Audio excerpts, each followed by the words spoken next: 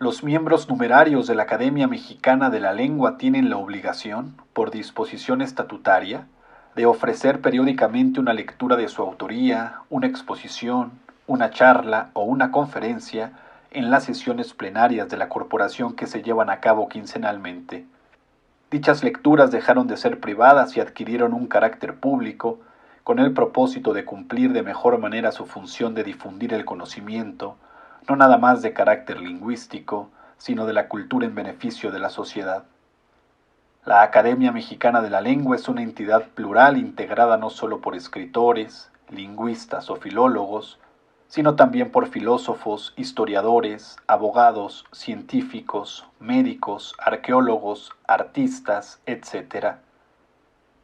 En ella convergen diversos pensamientos, ideas, visiones del mundo y posiciones políticas, de manera tal que la Academia es una corporación garante de la pluralidad y de la libertad de expresión. Sobra decir que la responsabilidad de las presentaciones y de las conferencias que cada uno de los académicos presente en esta sucesión de programas tiene un carácter individual, que no necesariamente refleja la posición de la Academia, apolítica por definición.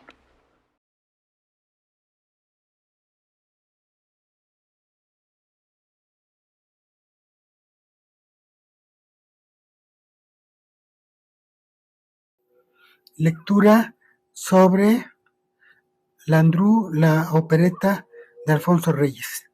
Trae un epígrafe de la escritora y profesora francesa Cathy Fourès, El horror inspira. Porque Cathy Fourès es la investigadora que me invitó a hacer una colaboración sobre Landru, y de hecho este es un texto que tiene que ver con esa encomienda. Voy a leer un epígrafe de Octavio Paz. Si en Ifigenia Cruel y en otros textos, algunos publicados y otros inéditos, como la farsa de Landru, el deseo aparece revestido con las armas de la muerte, en los más numerosos y personales de su temperamento cordial, melancolía, ternura, saudade, calma la sangre y sus abejas.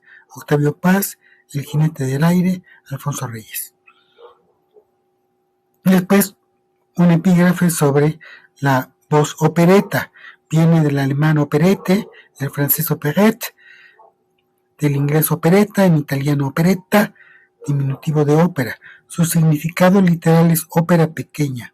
El término apareció en el siglo XIX para referirse a una forma ligera, con diálogos hablados en lugar de recitativos y numerosos musicales melodiosos y accesibles.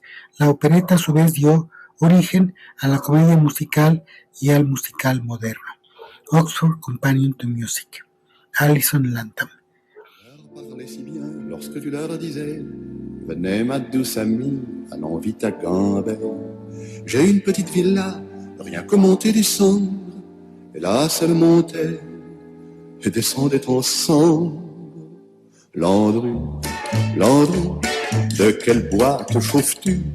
Ton four fait de la fumée, sous la verre te ramer. Landru, Landru, un ramoneur est venu. Il a dans ta cheminée trouvé un nez calciné. Pendant le verdict, pas un mot, pas un tic, énigmatique, tu restas hiératique. Landru, Landru, en jaquette, en bottine, il y a une veuve qui t'a eu, la guillotine. Landru, opereta de Alfonso Reyes, es el penúltimo eco que produjo el asesino serial francés ejecutado en la guillotina en 1922. El último es Murder, Mirth and Misogyny, The Dark Humor of Henri Désiré Landru, The Bluebird of Cambay, publicada en el libro Pulp Surrealism, Insolent Popular Culture in Early 20th Century, Paris, de Robin Waltz, publicado por la Universidad de California en Berkeley en el año 2000, páginas 76 a 113. El libro de Waltz no solo recapitula la recepción de la prensa de este episodio bochornoso, sino que pone a flote hasta qué punto el episodio criminal pudo ser asimilado por los escritores y artistas de vanguardia como un punto en la agenda del surrealismo, y explica por qué a Reyes le fue sencillo hacer con esa materia prima una opereta, pues en cierto modo ya la comedia de equívocos a que dio lugar el juicio anunciaba esa farsa. La primera noticia que se tuvo de la existencia de la farsa de Landru fue el 4 de enero de 1960, pocos días después de la muerte de Alfonso Reyes, acaecida el 27 de diciembre de 59, y la dio Octavio Paz al difundir en su obituario El jinete del aire, un inédito donde el deseo aparece revestido con las armas de la muerte. Eso significa que la pieza era conocida en el círculo reducido de amigos del regiomontano y que su existencia zumbaba desde entonces como un rumor. De hecho, en el Diario de Reyes aparece en algunos momentos que don Alfonso les daría a ciertos amigos escogidos esta travesura, este invento. La obra fue iniciada en Buenos Aires el jueves 11 de abril de 1929, según apunta en su diario Alfonso Reyes. ¿Pero por qué la inició precisamente entonces? Interrogación. Cabría aceptar la idea de que Landru se salvó misteriosamente de la guillotina y que fue trasladado en secreto hacia Buenos Aires, pues era en realidad un agente encubierto de la Sécurité Française, según insinúa el novelista alemán Jürgen Alberts en su novela sobre Landru, y que las hazañas del criminal en realidad eran una pantalla para encubrir una operación política mayor en el marco del final de la guerra en 1919. En abril de 1964, hace casi 50 años, Manuela Mota, viuda de Reyes, publicó en la revista de la Universidad de México Landru Opereta. La obra fue comenzada cuando los sucesos y continuada en los socios de varios años. De hecho, se ve en el Diario de Reyes que don Alfonso la iba retocando a lo largo de los meses y los años, y que la tenía ahí, y quién sabe qué le inspiraba los retoques, pero era un texto que lo acompañó durante un tramo de sus últimos años. Unas cuantas semanas después de publicada la obra, fue estrenada en una adaptación teatral hecha por Juan José Gurrola, que le dio al texto un giro que hizo que la pieza cobrara celebridad y que en cierto modo la devolvió a su ambiente de opereta musical. Esta adaptación que hizo Juan José Arreola fue comentada ampliamente por la prensa en la revista de la universidad y en otras publicaciones, y alrededor de ella polemizaron Jorge Ibargüengoitia, Carlos Monsiváis, y la saludaron Emilio García Riera, Luis Ríos, y todo eso forma parte, digamos, del bagaje documental de el saludo de Landru. Por cierto, una de las víctimas póstumas de Landru fue, en cierto modo, Jorge Ibargüengoitia, pues después de esta reseña que él hizo muy crítica de el Landru de Reyes, ya no volvió a escribir como crítico de teatro Jorge Ibargüengoitia. Pero muchos años antes, en 1919, Alfonso Reyes se ocupó del tema del matador de mujeres en un artículo fechado en abril de ese año titulado El 1 de mayo. El motivo escandaloso y escalofriante del Barba Azul contemporáneo conmovía a la prensa y a la opinión pública francesa. A ese proceso asistieron muchas personas, incluidos algunos poetas de vanguardia, como Philippe Soupault y André Breton, quienes se entrevistaron con el mismo abogado de Landru poco después de su ejecución. Entrevue avec Maître de Montgolfier, como se ve en Literature número 1 de marzo de 1922, y como se refiere en Benjamin Péret, que publicó uno de los textos más intensos de literatura, que se titula Assassiné, en la revista, donde se hace un paralelo entre descuartizamiento y confección, y que podría afiliarse a la opereta de Alfonso Reyes. El texto de Benjamin Péret se titula Asesinar. No lo voy a leer completo, pero sí voy a dar unas cuantas muestras para ver cómo los surrealistas admiraban a Landru. No hay otro modo de hablar de Landru más que en el tono de la admiración, dice Benjamin Péret.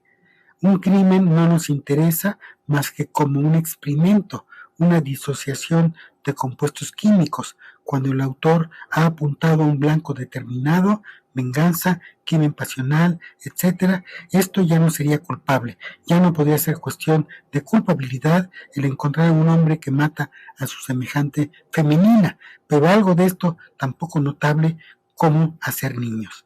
Si no se castiga a dos toros que se pelean, ¿por qué infligir una pena a un asesino? ¿Y qué importancia creen ustedes que el muerto dé a esa venganza grotesca? Este acto respecto a un ser vivo que nos parece completamente injustificable es completamente poco interesante. La represión de los crímenes no es nada más que una injuria a la verdad. Esa gente es verdadera al asesinar a sus vecinos, y es la justicia la que castiga un atentado a una moral convencional como un atentado a la libertad de los instintos. Los ejemplos de la criminalidad infantil, cada vez más frecuentes y a menudo en edades que se puede tener en cuenta la educación, están ahí para confirmar nuestras palabras. El suicidio es una forma de asesinato que nos seduce más, aunque la mayoría de los suicidios no tenga más valor que una fiesta nacional. Es una manera de sustraerse a algo, como el deslizamiento de una anguila entre los dedos. Si la vida y la muerte son ambas casas cerradas, poco importa que sea una y otra la que uno escoge. Hasta ahí el texto subversivo de Benjamin Péret. Bueno, no obstante, el mismo instinto que lleva a matar se revela contra la muerte, se necesita un gran valor para suprimirlo, y esto es verdaderamente muy hermoso. Benjamin Péret, literatura número 15, recogida en el tomo 7 de las obras de Benjamin Péret, publicado en 1995 por Corti. Gracias a Fabien Bradou, que me prestó el libro. La travesura literaria de Alfonso Reyes, en la que es patente la simpatía por el personaje, tiene desde luego un móvil literario y artístico. Lo que le interesa a Reyes del personaje es la fidelidad a un mismo tratamiento artístico. 1. Presentación y cortejo. 2. Oferta de matrimonio. 3. Vacaciones campestres con el consabido desenlace misterioso. Landru, dice Reyes, pudo haber sido un desequilibrado nervioso, discípulo de Thomas de Quincy y lector del Asesinato, considerado como una de las bellas artes. La opereta está fechada entre 1929 y 1953 en México. Insisto mucho en este largo proceso de gestación de la obra. El tema del asesinato serial en la opereta de Reyes parece diluirse en el autorretrato complaciente y comprensivo del asesino, a quien el lector ve despertarse de buen humor como un simpático pequeño comerciante que se aburre, como en cierto modo dice Ibargüengoitia en su crónica. El hilo del tedio y de la soledad contrastan con el autorretrato del artista decadente, que es a la par un artesano de la muerte. Aquí, entre urbano y rústico desato el nudo de las noches y los días, dice Reyes. Landru Barba Azul es un obsceno cocinero de la muerte, como muestra el número 3 de la opereta, Himno de Amor, que dice así: Mientras cunde por el ambiente un fuerte olor de carne asada, Landru a solas, descoyuntado de placer, jadeante de mi emoción, gesticula y canta llevando el ritmo con 2 canillas, glorioso en bata y en pantuflas, y un ejercicio de reyes que tiene que ver casi con las gitanjáforas.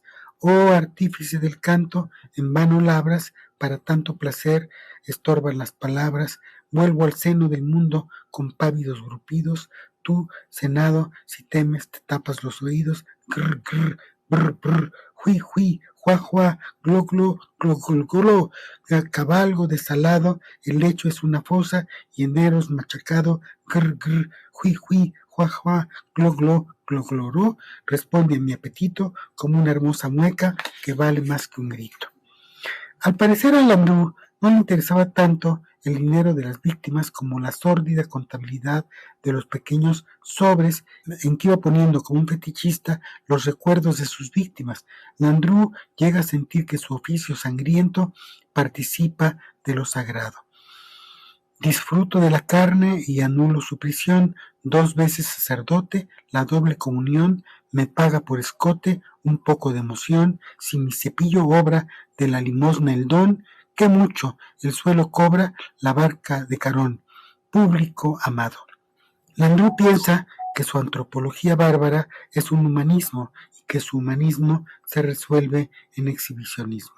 El eco y la huella de Landru pasaron a la cultura popular como lo muestra la canción Landru de Charles Trenet o la película Monsieur Verdoux dirigida por Charlie Chaplin, guión y dirección de Charlie Chaplin en 1947 de 124 minutos. What are your charges? 14 counts of murder. She no sooner married him than she disappeared off the face of the earth. Monsieur Verdoux? Captain Bonheur, this is Monsieur Vandy. I wonder how long he's going to keep that incinerator burning. Sky and sun, a dream.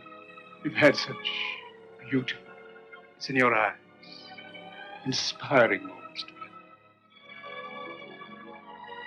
It's not an easy task for a man of my age to make a living. That's just it. He's a Bluebeard. Ah! There he is! That's him!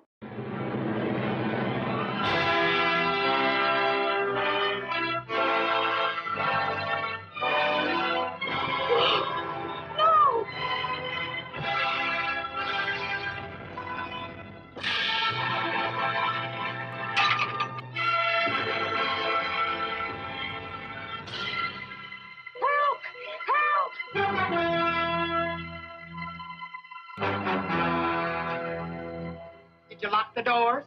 Early this evening. Latch your kitchen window? Don't worry. Everything's attended to. Well, did you? Yes, my dear.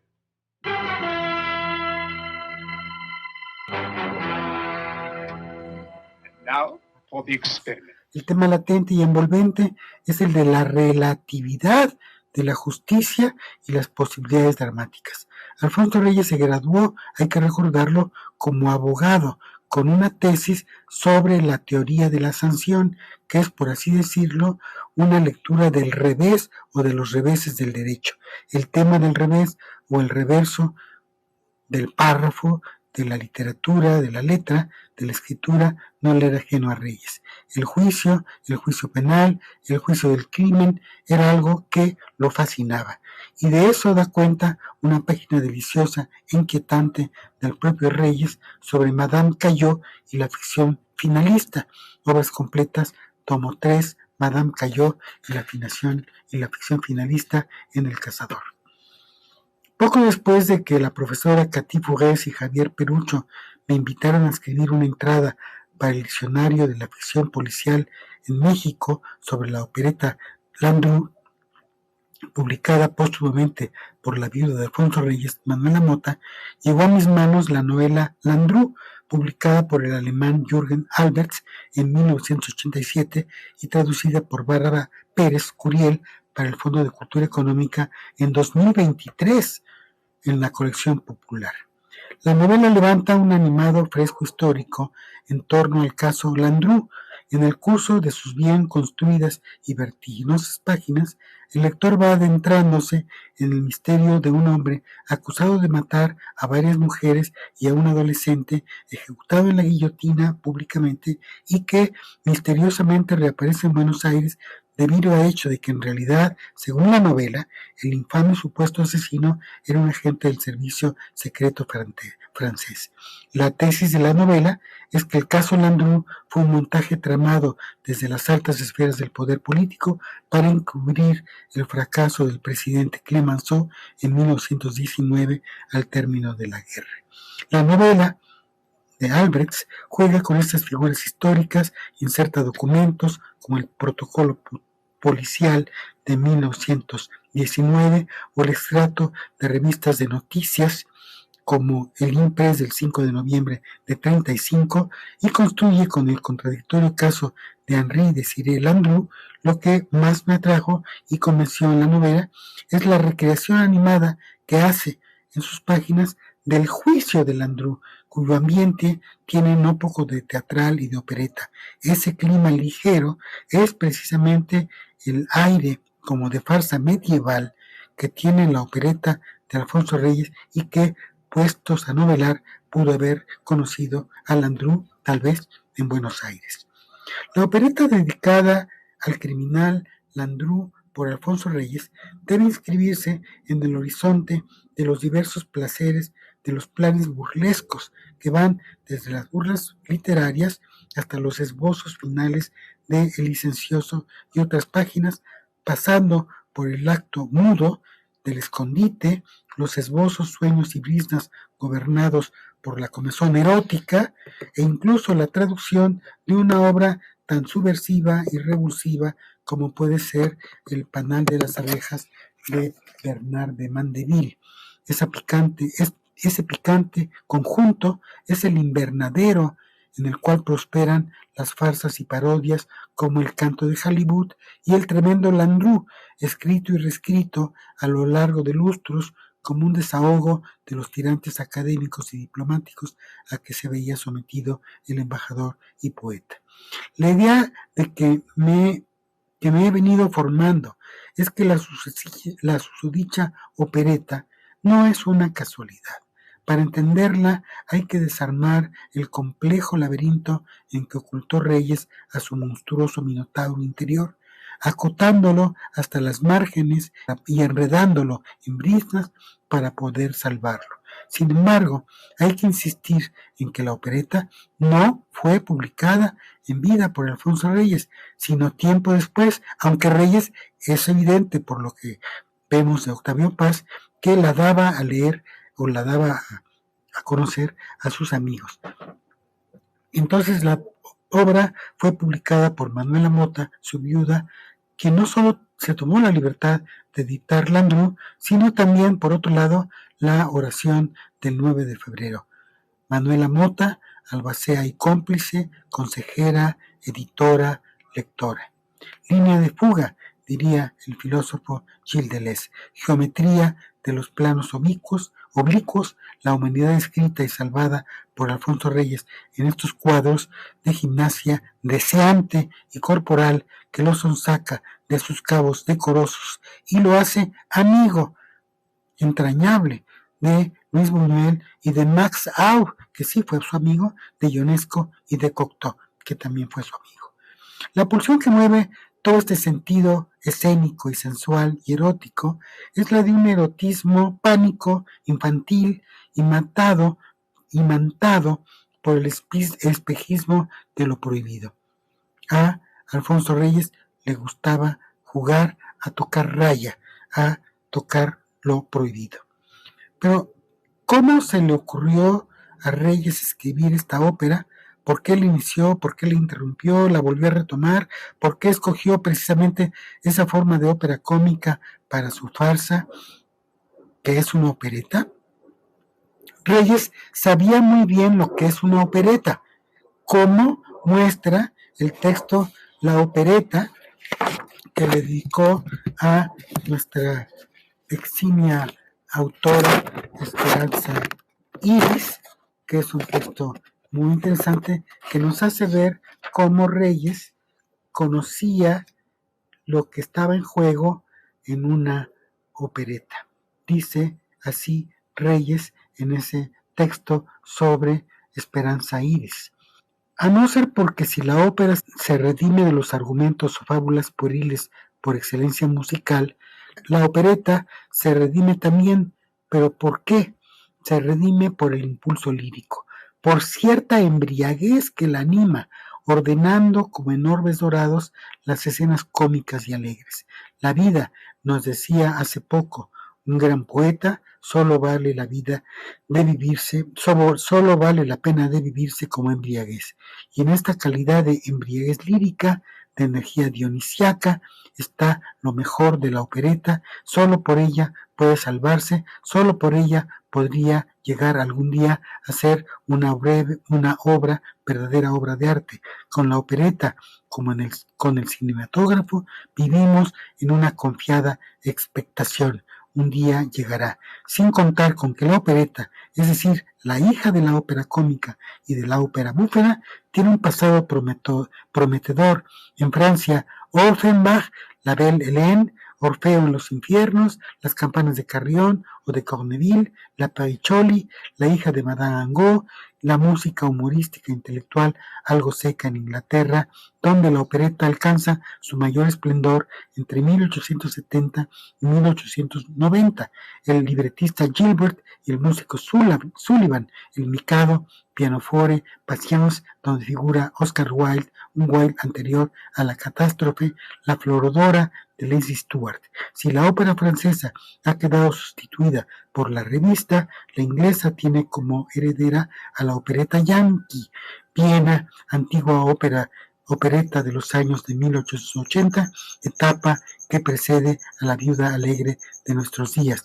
Boccaccio y Fatinitza de Supé, y no hablemos de la antigua zarzuela española que está en la memoria de todos, y Reyes era un gran conocedor de la zarzuela.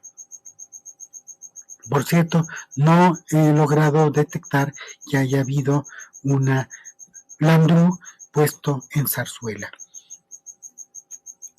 En la ópera misma se descubren intentos de volver al tono de la ópera bufa, como en El secreto de Susana de Wolf Ferrari, que recuerda a Pergolesi y a Cimarosa, y Richard Strauss, que ha ido más lejos al mezclar elementos de la antigua ópera bufa con el vals de la moderna opereta vienesa en El Caballero de la Rosa, tramado todo en la compleja polifonía post-wagneriana.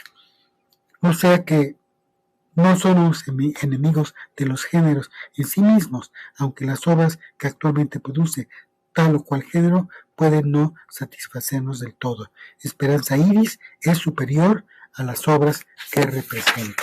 Y, como digo, Reyes sabía muy bien que traía entre manos Esperanza Iris y la opereta, y cómo en la opereta creemos sentir la trepidación con que se anuncia en la fábula antigua el carro tirado de tigres en la primavera, y de pronto hay un deslumbramiento, una apoteosis. Abajo corre la ronda de la antorcha y arriba se tuerce la bacante. Alfonso Reyes, la opereta, tomo 23 ficciones. La opereta Landru, escrita por Alfonso Reyes, compuesta por Alfonso Reyes, es una farsa o una ficción armada a partir de la figura bochornosa e inaceptable de un criminal real que fue sentenciado, juzgado y ejecutado en la guillotina por sus hechos, Henri Désiré Landru.